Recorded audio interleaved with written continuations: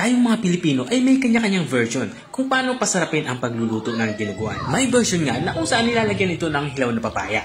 Ito ang tinatawag na sinunggao. Dito naman sa version ko, lalagyan natin ito ng hinog na pinya. Samahan mo akong magluto ng aking version ng dinuguan. Ito yung ating dinuguan with pineapple. Simulan na natin ating pagluluto. Unang gagawin natin dito ay magpapainit tayo ng mantika.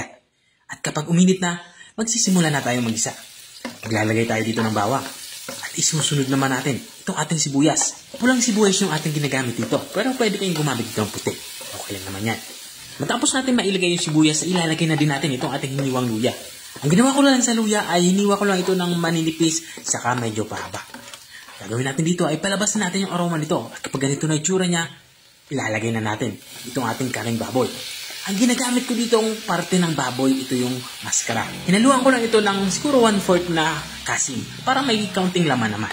Gagawin natin dito ay igigisa natin to or isasangkot siya natin to para kumapit yung ating mga pampalasa dito sa ating karning baboy. Tuloy-tuloy tayo sa pagigisa hanggang sa magkulay light brown ito. At habang igigisa natin to, lalagyan na natin to ng mga pampalasa. Naglagay ako dito ng patis at inilagay ko na din itong ating black pepper powder saka itong ating laurel para naman sa ating pampabango. Naglagay na din ako dito ng isang pirasong pork cube para siguradong malasa ang ating nilulutong ulam. At matapos ko itong mailagay, hinalo ko lang ito. At dito naman sa parte ito, ilalagay na natin itong ating 400 ml na kakanggata. Ito yung mga nabibili sa palengke na nakalata na. Pero pwede kayong gumamit dito ng fresh na kakanggata.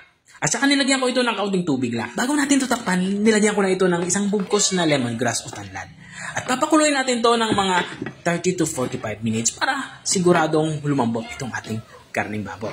Makalipas ka ng 45 minutes ay binuksan ko na nga ito. At dito naman sa parte daw, nakikita nyo naman, sobrang naiga na nga yung sabaw at mantika na lang yung natira. Napakabango nito kung naamoy nyo lang. Ang ginawa ko lang dito ay ihahalo na natin itong ating dugo. Ginawa ko lang dito sa ating inihahalong dugo ay nilagyan ko ito ng suka para hindi ito magbobo. At habang ibinubuhos nga natin to, ay tuloy-tuloy tayo sa paghahalo. Ginagawa natin yan para siguradong hindi nga mabubuo itong ating inilagay na dugo. At kung nanonood ka pa rin hanggang dito sa parte ng aking video, ibig sabihin na interesado ka sa aking niluluto. Baka pwede mo na may comment kung taga saan ka para alam ko kung hanggang saan umabot ang aking video. Balikan natin itong ating nilulutong ulam. Dito nga, ilalagay ko na itong ating hiniwang pineapple. Bali, ginawa ko lang dito sa pineapple ay hiniwa ko lang ito ng maliliit na halos kasing laki ng ating inihalong karning baboy.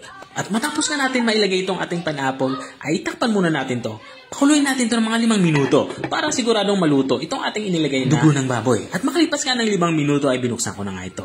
Dito naman sa parting ito ay sisimulan ko na itong timplahan. Kung tama na nga yung lasa nito at kung may makulang pa ay makapag-adjust tayo.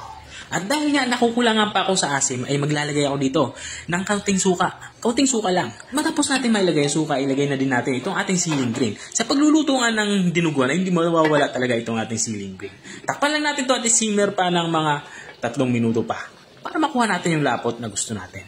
At makalipas ka ng 3 minuto ay ito nga sa parte ito ay halos patapos na din ako sa pagluluto. At sigurado akong lutong-luto na nga itong ating ulam pananghalian. Ito na nga yung ating dinuguan with pineapple.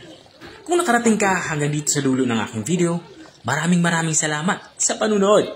At kung nagustuhan mo naman yung bago nating recipe ibinahagi, baka pwede mo naman to i-share. O siya, hanggang dito na lang ako.